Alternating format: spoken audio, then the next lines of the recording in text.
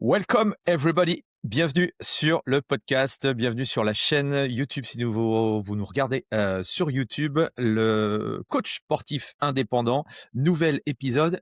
Épisode combien, Gary? Aucune idée. Aucune idée. Moi non plus, je ne sais plus. Je crois que ouais, je sais plus. Mais en tout cas, aujourd'hui, on voulait vous parler du syndrome de l'imposteur. Est-ce que le syndrome de l'imposteur, est-ce que c'est bien? Est-ce que c'est pas bien? Comment on peut remédier à tout ça? Ce serait quoi, toi, ta définition du syndrome de l'imposteur, Gary? Alors pour moi, syndrome de l'imposteur, c'est très simple, c'est le premier biais psychologique qu'un coach ou même un indépendant qui se met à son compte, va être, confronté, d'accord? Mon syndrome de l'imposteur, c'est tout simplement le fait de ne pas se sentir à sa place. Mmh. Je suis coach sportif, je viens d'avoir mon diplôme, 50 € heure, c'est trop cher pour moi, donc je suis nouveau dans le domaine, donc je vais faire mon heure à 40 €, 30 €, 20 € l'heure. Syndrome d'imposteur, c'est ça. Ça peut être aussi sous le biais du «je ne suis pas assez musclé pour pouvoir coacher» ou ça peut Mmh. être «je ne suis pas assez formé, je ne suis pas assez éduqué, je n'ai pas lu assez de livres, je n'ai pas de site internet, je ne peux pas me lancer parce que, plus tard ça sera mieux». Voilà, c'est les choses que je peux définir sur ce syndrome-là, qui est vraiment le premier syndrome auquel les coachs sont confrontés à leur début et qui n'est pas seulement au début quand tu deviens coach sportif. Il apparaît, il revient plus tard quand tu montes les échelons au fur et à mesure de ta progression. Est-ce qu'on peut dire que c'est bien de l'avoir ou pas? Je pense qu'il y a pas de bien ou pas bien, je pense que c'est obligatoire de l'avoir. On peut pas ne pas l'avoir pour moi, c'est impossible. Est-ce que les incompétents n'ont pas de syndrome de l'imposteur? Dans le sens où pour moi, le syndrome de l'imposteur, c'est pas un problème dans le sens où pour moi, c'est un signal que, tu es exactement là où tu dois être et le fait de ne jamais douter parce que ça c'est ça un peu ce que tu nous expliques, le syndrome de l'imposteur, c'est, j'ai un doute sur, tout un tas de facteurs X, Y, Z, reflète simplement peut-être mon niveau d'incompétence dans certains domaines, mais il y a les nuls, ceux qui réussissent pas. Est-ce qu'ils ont véritablement ce syndrome? Ils se remettent jamais en question, donc ils ont pas le syndrome de l'imposteur, tu vois? Enfin, est-ce qu'on pourrait dire que le syndrome de l'imposteur, c'est une suite logique dans ta progression, dans ta carrière? On en a parlé, dans les précédents épisodes avec le concept de, quand on sort de diplôme, on se sent invincible, on se sent trop fort et que, assez rapidement, la réalité, économique, la réalité du business nous rattrape et nous dit que, bah, c'est bizarre, on n'a pas de clients et que, c'est peut-être là, ouais, où on enclenche effectivement le fameux syndrome de l'imposteur. Je sais pas ton avis, je serais curieux de l'avoir sur ça. Oui, je pense que c'est vraiment, le b.a-ba quand tu commences, de l'avoir, quoi. Je pense que même si, en formation, on peut branler ton ego, quand tu sors, tu as pas de clients, tu as pas d'argent, tu redescends très vite, hein, normalement. Si tu es bien Mmh. constitué. Et je dirais même que l'environnement dans lequel on vit, dans le pays où on vit, peut amener à ce qu'on ait ce syndrome de l'imposteur pour tout et n'importe quoi aussi, hein.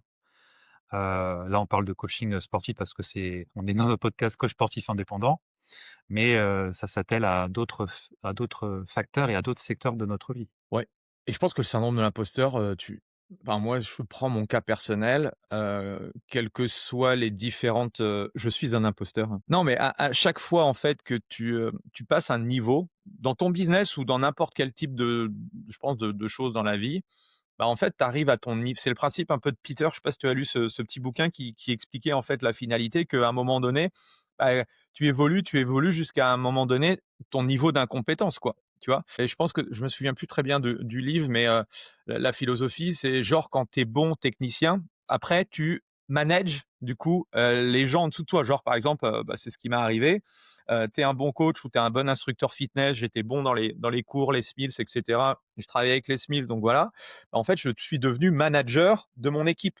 Mais en fait, manager de mon équipe, c'est du management, donc c'est en dehors de mon champ de compétences. Donc je suis incompétent manager, tu vois? Et à chaque fois qu'on évolue dans les strates, de l'entreprise, bah, en fait, tu évolues à ton niveau d'incompétence, quoi, tu vois? Et je pense que, bah, quand on a une entreprise, on s'en rend véritablement compte. On parlait juste avant, en off, du setting, du closing, de tout ce qui est inhérent à comment je développe une boîte de coaching. bah, il y a plein de choses, moi le premier, où j'étais incompétent sur tout, quoi. Donc après oui, tu peux toujours te mais alors on y reviendra après, mais c'est aussi un frein du coup. Parce que, «Ah ben je suis pas bon à ça, ah ben je suis pas bon à ça, donc bah, je vais pas le faire». Tu vois? Ça engendre aussi autant je suis OK sur le fait que pour moi, on est en train de devenir quelqu'un d'autre, le fait de se sentir pas légitime sur, tel ou tel type de choses.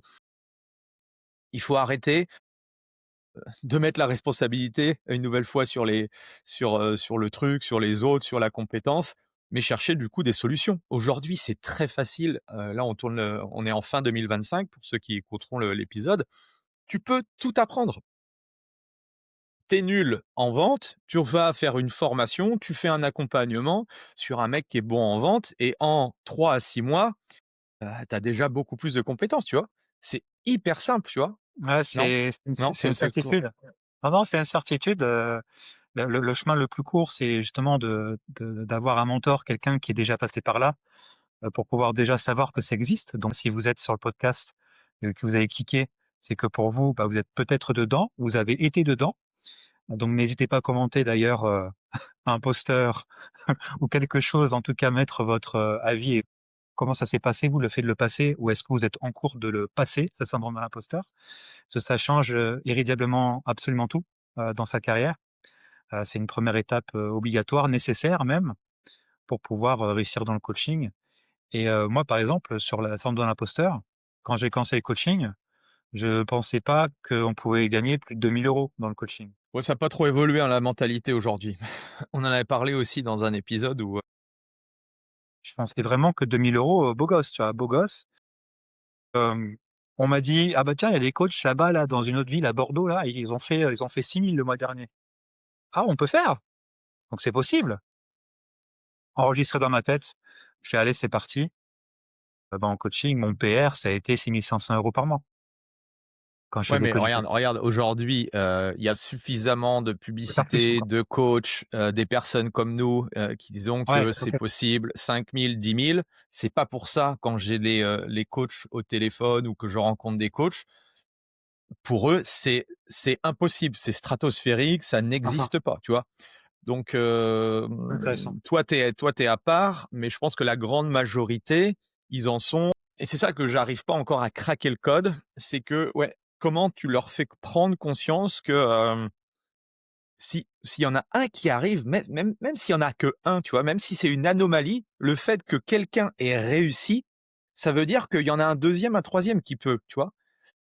J'avais pris en je crois que c'était une anecdote que j'avais pris au FITEX. On avait fait une intervention sur c'était Bannister, je crois, un mec, qui faisait du running où à l'époque, on n'arrivait pas à descendre en dessous, sur le miles, on n'arrivait pas en dessous à descendre en dessous des 3 minutes, je crois et ce mec-là ou les 4, je sais plus et en fait, le jour où ce mec-là a battu le record, dans les semaines et les mois à venir, il y en a 5, 6 ou 10, je sais plus, qui ont battu ce record-là. C'est-à-dire que, en fait, comme tu dis, le simple fait d'avoir pris conscience que, bah, si, en fait, c'est possible de descendre en dessous d'un temps, heu, toi aussi tu peux y arriver et du coup, ça change le cadre de perception et c'est ce que tu t'es dit sans doute avec le mec de Bordeaux, qui a fait 6 000. Mais ça, il faut être câblé, c'est encore différent du syndrome de l'imposteur parce que je pense qu'il faut être, câblé encore différemment. Où tu avais justement coché certaines cases qui te permettaient de te dire: «OK, bah, OK, comment on fait quoi?» tu vois? Mais la norme c'est pas ça. Non, non, mais tout à fait, ça, je suis totalement conscient, hein, je Mmh. prends jamais mon histoire personnelle comme argent comptant et je sais que la masse, c'est pas ça. C'est très important Mais non, d'ailleurs mais de ouais, l'important c'est ceux qui nous écoutent, c'est voilà, si vous êtes dans c'est normal d'avoir le syndrome de l'imposteur. 2, c'est pas normal de rester trop longtemps syndrome de l'imposteur par rapport à la même chose, quoi. Si dans un an, vous avez toujours cette problématique de vous dire, je sais pas, par rapport à ce que vous pensez là aujourd'hui, la vente, je suis pas assez beau gosse, je suis pas assez musclé, je suis pas ceci, je suis pas cela. Ça peut être résolu aujourd'hui dans un laps de temps de 90 jours. Donc oui, c'est normal. À chaque étape, tu auras effectivement et tu changeras d'identité. Par contre, si dans 3 à 6 mois, tu as toujours ce syndrome de l'imposteur, mec ou nana, c'est pas normal. Prends tes responsabilités et fais le nécessaire pour que ça change. C'est juste ça. Ouais, j'ai envie de rebondir sur ce que tu as dit là, j'ai beaucoup de choses à dire par rapport à ce que tu viens de dire. Tu viens de mettre le coup de pied dans la fourmilière, dans mes idées. La première, moi, j'ai toujours fait les choses différemment. Donc quand on me disait que c'était pas possible, j'y allais à chaque fois. Dans ma famille, je suis la personne qui avait la pioche, tu vois? C'est vraiment ça qu'il faut retenir. Vas-y, j'y allais. Donc à l'époque, il y avait des pubs déjà, de prétendus coachs, qui disaient: «Vas-y, gagne 3 000, 5 000, 10 000 € par mois». Ça existait. Aujourd'hui, ça a été multiplié par, 10, 40, 100, le nombre de personnes qui te disent que c'est possible. Je pense que dans la tête des gens, chiffre d'affaires, salaire, voilà, pour eux, dans sa tête: «Ah mais c'est 10 000 €, ouais mais c'est chiffre d'affaires, c'est pas net». Ah on s'en branle, c'est ce que tu dégages, dans la vie. Tu dégages, c'est ça le plus important et en plus, moi, quand je voyais ces pubs-là, j'y croyais. Les autres n'y croyaient pas. On a tendance à avoir le réflexe d'aller voir dans les commentaires et vous allez avoir toujours nos chers boomers qui vont dire: «Eh, arnaque, pigeon, tu nul, c'est pas vrai, c'est faux». On adore, regarder ça.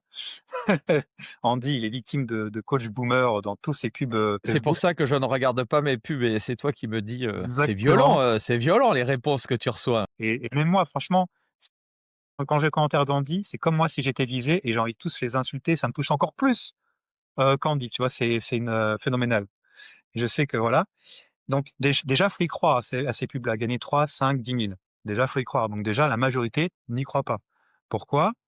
Parce que dans leur famille, on gagne, 1 500, 1 700, 2 000, allez 2 500 peut-être pour le max. Parce que le coach, je rappelle, en termes sociologiques, il vient d'une classe moyenne, voire classe pauvre. Donc dans sa tête, c'est impossible de gagner plus de 2 000 €. Pourquoi? Parce que dans sa tête, encore une fois et dans son éducation, quand tu commences à arriver à 2 500, 3 000 €, 3 000, 4 000, 5 000, 10 000 et cetera, c'est que tu es un dès que tu arrives aux 3 000, ça veut dire que tu es cadre dans la tête des gens. Donc quand tu es coach, tu peux pas être cadre parce que coach, c'est pas un métier à reconnaissance en France. Être avocat, être professeur, être, huissier, être, notaire, ça, c'est un métier à reconnaissance. Coach, en aucun cas, c'est un métier à reconnaissance, pour l'instant. Donc c'est pour ça que dans la tête des jeunes coachs ou même des gens qui ne sont pas dans le domaine, tu peux pas gagner 3 000 en faisant faire du sport aux gens, c'est impossible. Alors que si, en fait. Et pareil, là, j'ai une anecdote après, assez simple et même une belle expérience et du coup, quand tu arrives aux 4 000, 5 000, 6 000, 10 000, les gens dans leur tête, ils disent: «Ouh là là, quand je gagne ça, ça veut dire que je vais avoir plus de responsabilités. J'ai pas envie de me faire chier avec des responsabilités, j'ai envie d'être tranquille, j'ai envie d'avoir mes 5 semaines de congés payés en tant que salarié et basta». J'ai fait une expérience, parce que moi je suis entraîneur, je suis coach en chef depuis 2020, donc j'ai eu des entretiens, j'ai eu nombre d'entretiens et beaucoup de coachs dans mon équipe et c'est d'ailleurs ce qu'on propose avec Andy, mais on en parlera peut-être juste un petit peu après. J'avais fait, 2 annonces. J'avais fait une annonce, «Viens avec moi, c'est 5 000 € par mois». OK? Parce que 5 000 et 5 000, bah, j'avais peu de prospects et j'avais peu de prospects. Quelques mois après, j'ai fait une annonce à 3 000. C'est la même chose, hein, il y a juste le prix qui a changé que je proposais enfin que je proposais. Je dis: «Voilà, tu viens avec moi, tu peux gagner 3 000, tu viens avec moi, tu peux gagner 5 000». Et bah, j'ai eu Tu as plus de eu plus de monde à candidatures 3 000? 3 000 qu'à 5 000 et je sais pertinemment que si je faisais une annonce, et même c'est même ça j dans lequel je dois tendre d'ailleurs dans les prochaines semaines, prochains mois, viens gagner 2 000 avec moi, là j'aurai encore plus de candidatures.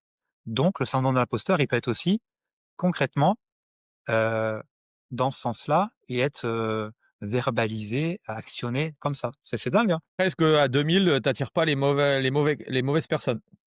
Je sais pas. Non? C'est une question qu'on peut se poser. Je pense aujourd'hui que, ça change Toi tu pas grand-chose. Oui, Sachant que tu peux non les parce que qualifier si tu dis après. 10 000 ou 20 000, tu peux attirer aussi les profils de personnes, les touristes ou ouais, je sais pas, ce serait intéressant à faire. Est-ce qu'on pourrait dire aussi que le syndrome de l'imposteur, il naît quand on se compare aux mauvaises personnes? Dans le sens où, bah, comme tu l'as dit, là on parle de coachs qui sortent de diplômes. Si tu te compares effectivement à des profils comme toi ou à des profils qui ont beaucoup plus d'expérience dans le coaching, bah, oui, tu vas avoir le syndrome de l'imposteur. Mais ce qu'il faut que vous compreniez, c'est que tout le monde a démarré quelque part un jour. On démarre, de niveau zéro à chaque fois et si tu te compares effectivement, à des influenceurs qui ont déjà 100 000 personnes, sur leur Instagram, si tu te compares à à tes formateurs ou à des personnes que toi tu suis qui sont bardés de diplômes, en fait, tu te diras: «Mais en fait, je suis une vraie merde, quoi». Mais c'est pas ça qui va te faire avancer, quoi. Le business ne récompense pas forcément, ceux qui ont, 20 années d'expérience, qui sont bardés de diplômes. Le business récompense les entreprises ou là, en l'occurrence, les coachs qui répondent à un besoin et qui permet justement, si tu arrives à résoudre un problème urgent, que la personne a identifié et qu'elle veut résoudre et qu'elle est prête à mettre de l'argent, si possible, beaucoup d'argent, tu as un business qui est rentable, quoi. Et ça, c'est pas une question, même si, le vieux qui vous parle, hem qui est moi, c'est pas lié à tes années, d'expérience ou autre. Alors si tu as fait le nécessaire au bout de tes 5 ans, 10 ans, 20 ans d'expérience, bah, tu peux capitaliser dessus et du coup, tu as de la force. Mais je connais des profils de personnes, ça fait très longtemps qu'ils sont dans le business. Ils gagnent toujours, 2 à 3 000 € de chiffre d'affaires et ils ont un business éclaté au sol. Ça veut pas dire, une nouvelle fois, que c'est des mauvais coachs intrinsèquement. Mais par contre, d'un point de vue business, bah, ouais, ils sont pas là. Et c'est dommage et je trouve ça triste pour le coup. C'est sûr que si avec autant d'années, de coaching, tu restes encore à 2 3 000 et que tu es obligé d'acheter des gâteaux pour les chiens à tes enfants au petit-déj, faut se poser des questions, quoi. À un moment donné, ça aller à la Baule, c'est bien, mais aller à Cannes, c'est mieux. À un moment donné, faut être motivé par une carotte, extérieure, extrinsèque. Non, mais c'est même pas la question de parce que c'est très joli la Le Baule, j'aime beaucoup la Baule. Mais, c'est même pas une question de richesse extérieure, c'est simplement être conscient que, et moi c'est ce pour ça aussi que je me bats et que j'ai développé le business auprès des coachs, c'est essayer de leur faire prendre conscience que quel que soit là où tu en es, tu devrais être à une autre situation. Et même des profils qu'on connaît, tous les 2 qui étaient membres, enfin, ou qui sont membres du mastermind, qui font des beaux chiffres d'affaires. En fait, ils sont très loin, honnêtement, du chiffre d'affaires qu'ils pourraient faire s'ils mettaient encore plus de focus et les bonnes actions en place, tu vois? Ouais, ouais. Et pourtant, on n'est pas des médecins, on n'est pas des avocats, c'est clair, on n'est pas des je dis souvent, on n'est pas des chirurgiens du cerveau. Par contre, on peut véritablement développer un business très intéressant. Ah, mais c'est exactement ça. Et attends, bah, je vais te poser une question parce que c'est pile poil dans le syndrome de l'imposteur. D'après toi, quel est le premier réflexe quand tu sors, bah, toi, tu as fait plutôt un BP, enfin l'équivalent d'un BP. Mmh. Quel est le premier réflexe qu'un étudiant de BPJEPS APSF, le nouveau BPJEPS, a en sortant de diplôme? 1er réflexe. D'un point de vue business ou d'un point de vue, de son métier de coach? Oh, plus ou moins les 2. Hein. Métier de coach, allez. Métier de coach business. C'est quoi son premier réflexe quand il sort de diplôme? Ça marche pareil pour STAPS, hein, je te rassure. Premier réflexe. Je sais pas, je suis peut-être déconnecté, mais, pour développer son business, c'est ça, hein? Ouais, ouais, ouais, ouais, pour développer son business. Oui, pour développer son business, ouais, c'est carrément dans l'optique qu'il a, quand il sort de diplôme, elle se dit: «1er réflexe, vas-y, je fais ça». Bah, je montre mon diplôme et puis, maintenant, j'attends les voilà, prenez rendez-vous avec moi, quoi. Ah non. Non, pas ça? Non. C'est quoi alors? Le 1er réflexe d'un STAPS qui vient d'avoir sa licence, bah, et c'est très simple, c'est de continuer un master. Quand il est en OK. master, c'est de continuer potentiellement un doctorat. Un BPJEPS-AF, APSF, là, le nouveau, le 1er réflexe, c'est: «Ah, je vais faire une formation CrossFit, je vais faire une formation yoga». Encore mieux, que ça marche pour tous les diplômes. Bon, le sport, c'est bien, et pour changer vraiment, c'est la nutrition qui compte. Allez, BTS diététique, le CNED, c'est parti à distance pendant 2 ans parce que c'est ça qui marche et let's go. Donc c'est ça le premier Mmh. réflexe que les futurs coachs ont, c'est: «Je me sens pas assez bien, donc je vais faire de la diète». Donc ils font de la diète jusqu'à s'apercevoir, si déjà s'ils arrivent jusqu'au bout, tout en s'apercevant à la fin qu'en fait tout passe par la tête, tout passe par le cerveau. Donc en fait la diète, ça reste de la technique. Parce que quand dans la tête tu comprends pas la personne en face de toi, bah, elle peut manger ce que tu veux, ça arrive à rien. Donc c'est ça, vraiment. Et quand tu demandes à une classe, quand tu atteins dans une classe voilà, de peu importe le diplôme pour devenir coach et droit de donner droit à la carte pro, tu demandes: «Est-ce que vous comptez vous former?» Aujourd'hui, tu as au moins 50, voire presque la totalité qui lève la main comme ça. Qui veut se former? Qui va se former après le diplôme? OK, vous allez vous former en quoi?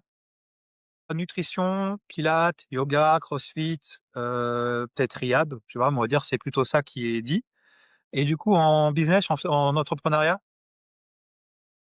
là tu as le bruit des cigales qu'on pourrait ajouter dans le fond, personne. Est-ce que c'est pas de plus en plus? Y non, j'ai Business? l'impression j'ai Non, non, ça l'impression j'ai l'impression que parce que tu vois, je connecte, avec des personnes, qui sont encore en qui sont encore enfin, qui passent leur diplôme ou autre et qui s'intéressent, quoi et ça fait super plaisir. Après, je suis d'accord avec toi, c'est pas la majorité, une nouvelle fois. Mais je sais pas, parce qu'il y a 10 ans en arrière, oui, il y en avait sûrement qui s'intéressaient déjà au business et c'est peut-être l'exception, peut-être qui confirme la règle. Oui, peut-être, tu as raison. oui. Ah mais c'est carrément l'exception. Moi, je suis très déconnecté effectivement des écoles et tout ça, donc ouais, je pense que tu as plus de data là-dessus. À mon époque aussi et moi je les ai enfilées, hein, les certifications et les formations, donc je ne peux rien dire là-dedans mais oui, c'est sûr que, En fait mais c'est en fait, ce qu'il faut se dire, et pour les coachs qui nous écoutent et qui écoutent, c'est pas en s'enfilant tous les diplômes et certifications du monde que vous allez avoir des clients. C'est pas parce que vous faites du crossfit en plus, vous allez avoir des clients, c'est pas parce que du yoga ou n'importe quoi. C'est bel et bien si vous vous formez en formation business et notamment dans l'acquisition client. Comment prospecter, démarcher et vendre son service. Parce que le coaching, c'est pas vendre un pain au chocolat à 1 € ou une chocolatine, hein, pour les gens du sud. Coucou les gens du sud. Comme ça, pas de pas de problème. C'est d'abord vendre et après, quand vous voulez vraiment aller plus loin, OK, vous pouvez rajouter ce genre de formation. Mais la priorité d'abord, quand on sort de diplôme, c'est ramener la moula à la maison. C'est ça la priorité oui, qu'il doit mais avoir. on se rassure sur le fait que, on croit que c'est le produit le plus important. Alors après, ne, ne croyez pas qu'on n'accorde pas d'importance aux produits, aux services et c'est important, mais vous allez avoir l'occasion d'améliorer. Sachez que de toute façon, alors ça dépend un peu des profils de personnes que vous voulez accompagner une nouvelle fois, mais la plupart des gens que vous allez accompagner dans le domaine du coaching, ça va être des personnes qui en savent moins que vous. Donc à partir de là, vous allez quand même leur apporter des nouvelles choses, une nouvelle façon de voir les choses, une nouvelle façon d'entraîner, une nouvelle enfin, vision des choses. Simplement le fait aussi de responsabiliser les gens, tout ça, c'est des points positifs. Après, les connaissances, c'est un puits sans fond, quoi, les connaissances, tu vois? Moi, ça fait, plus de 20 ans, je connais rien sur rien du tout, quoi, tu vois? Le corps humain, j'ai fait plein de trucs, les formations, j'en ai fait, j'ai l'impression que je suis mais bon, après, c'est entre où est-ce que je mets le curseur sur mon apprentissage continu dans mon métier et où est-ce que je mets le curseur dans mon apprentissage business, quoi. Parce que, c'est là où quand tu es tout seul, tu peux plus tout faire. C'est pour ça qu'il faut que tu t'accordes du temps à la fois peut-être sur une partie, technique, mais aussi une partie, comme disait Gary, sur une partie business. Vous devriez mettre autant d'énergie, si ce n'est plus sur la partie business au début, si c'est une lacune pour vous. Et pour le coup, le business, c'est une lacune, à 100 des coachs qui démarrent, hein, ou presque en tout cas. À part si tu fais une reconversion et que tu as été dans la com, et encore, la com en général n'est pas la com pour un coach sportif, c'est très différent. Combien de personnes, Mmh. combien de potes j'ai eu, qui me disaient: «Non, non, c'est ma copine qui s'occupe de la com». Bah, spoiler alert, jamais vu des coms aussi éclatés, hein, parce que il faut comprendre le métier et même si c'est une personne très proche de toi, j'ai une copine dans la com, j'ai ma copine dans la com, ça marche pas quoi, c'est pas pertinent. Ça, c'est un autre truc aussi, Après qui était très à la mode. ceux qui sont en reconversion ou qui sont plus âgés, ils ont quand même, davantage de vécu, davantage de savoir-être, ça peut quand même les aider ça. Bah, tout part de là, hein, parce que le produit, avant de chercher le produit, c'est nous d'abord. Le service, c'est d'abord la personne. Il peut y avoir 10 coachs dans Mmh. une salle, il y aura pas de concurrence pour la il y a personne et c'est rarement le cas. Souvent en salle, c'est là qu'il y a plus de «concurrence» entre guillemets, mais en fait, il y en a pas. Dans le sens où, bah, c'est toi et pas un autre. Il y a très peu de gens qui font le: «Ah bah, je vais un peu avec lui. Ah puis avec lui, puis avec lui». Ça n'existe pas, c'est un fantasme, ça n'existe pas. En tout cas, c'est peut-être 0,5, allez 1 dans le meilleur des cas. Donc une personne sur 100 qui va essayer plusieurs coachs, allez au moins 2 coachs. Il y a beaucoup de gens qui ont peur de ça justement quand ils vont en salle de sport. Dire: «Ah non, mais plus il y a de coachs, plus c'est compliqué». En fait, non, c'est très rare, les gens et souvent, c'est aussi un signe qu'ils sont un peu ils sont pas très bien câblés non plus, je vais pas te mentir. C'est quand tu commences avec quelqu'un, tu finis avec quelqu'un. Le syndrome aussi de l'imposteur, je trouve qu'il apparaît souvent quand tu te focalises sur toi, quand tu te focalises sur ton image, quand tu te focalises sur, ta propre crédibilité, sur ton niveau, sur ton expertise et en fait, il disparaît le jour où, tu mets ton point de focus sur l'autre, sur ton client, sur son problème et en fait, je pense que c'est aussi important que vous compreniez ça, c'est vous n'êtes pas le centre du monde, tout le monde enfin, je veux dire, tout le monde s'en fout de vous. Je veux dire, littéralement. Hem, Même si vous, vous êtes différent et que vous vous dites, vous faites ce métier, pour les autres et OK, mais en fait, l'être humain, il est, égocentrique au possible donc pensez d'abord aux autres et naturellement, si vous faites du bon travail, naturellement, la lumière à un moment donné reviendra vers vous, quoi et ça peut peut-être, permettre aussi à certains de d'enlever cette cape du super héros parce que voilà, c'est pas parce que, voilà, tu as X diplôme, X réussite, en tant que professionnel, dans un sport que tu vas avoir de la réussite, quoi. C'est ça, au lieu de suivre une étoile, d'être guidé par une étoile, faites en sorte de créer la vôtre. Ça sera plus pertinent. Faut pas attendre, que ça tombe du ciel. Mais intéressant, hein, ce syndrome-là, je l'ai beaucoup, travaillé ce syndrome-là, beaucoup, ouais, essayer de faire, faire en sorte que les coachs quand ils arrivent chez moi d'ailleurs, quand les coachs ils arrivaient chez moi il y a encore un peu plus d'1 an, ils étaient un peu plus haut, que la moyenne. La moyenne française, c'est 50 € l'heure et moi quand ils venaient chez moi, c'était 64,25. Tu vois? L'équivalent l'heure, hein, on fait pas à l'heure évidemment, je le répète encore une fois. En fait, ils étaient au-dessus et ça, ils le savaient. C'est-à-dire que les premières ventes, dès que les fois, les premières ventes capotaient à cause du syndrome de l'imposteur, parce que dans leur tête, ils se disaient au moment fatidique de l'annonce des prix, ils commençaient à bégayer, à regarder le sol ou à transpirer abondamment. Et l'année dernière, j'ai fait un choix, notamment, quand Andreas et du coup Yanis sont rentrés. Je fais: «Écoute, on va descendre à l'équivalent de la moyenne, française quoi, 50 € l'heure, donc 100, 200, 400».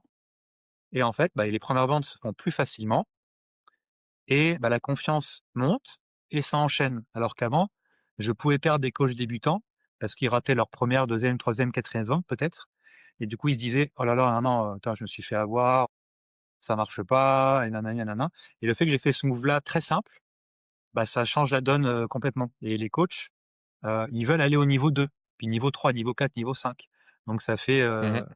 tu es en compétition avec toi, avec les autres, pourquoi pas, pour monter, les échelons et pouvoir, enfin, proposer, augmenter tes tarifs et dans ce sens-là, ça a été plus intelligent de ma part. OK.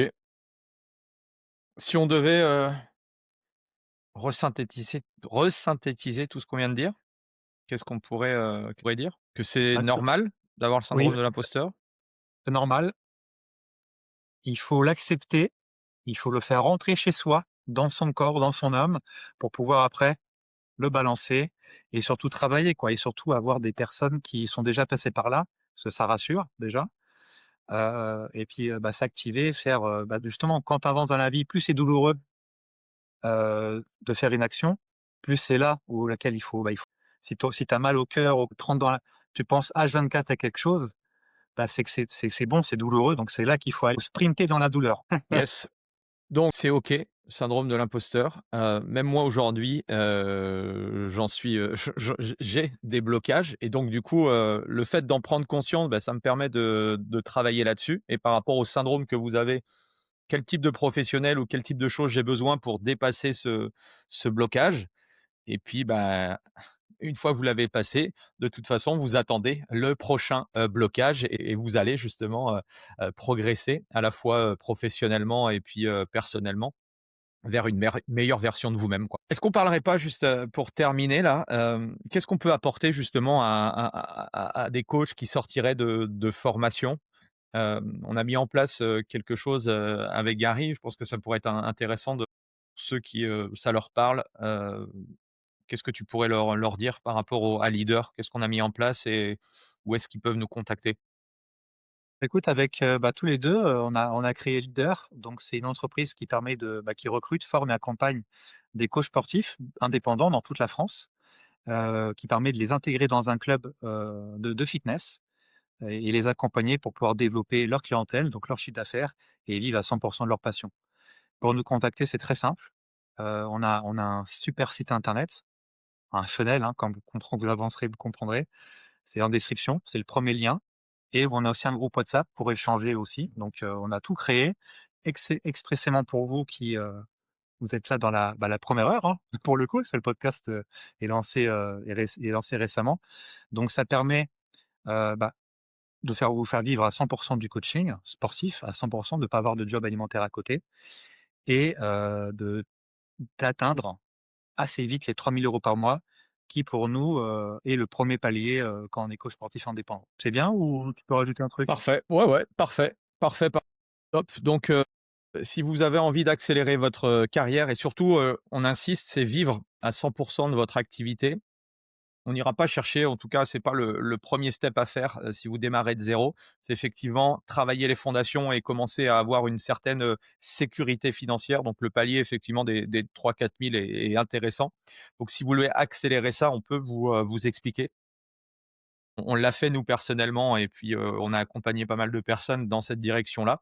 Donc si vous voulez un boost, de carrière, c'est le moment. Prenez rendez-vous et puis pensez à pousser ce podcast.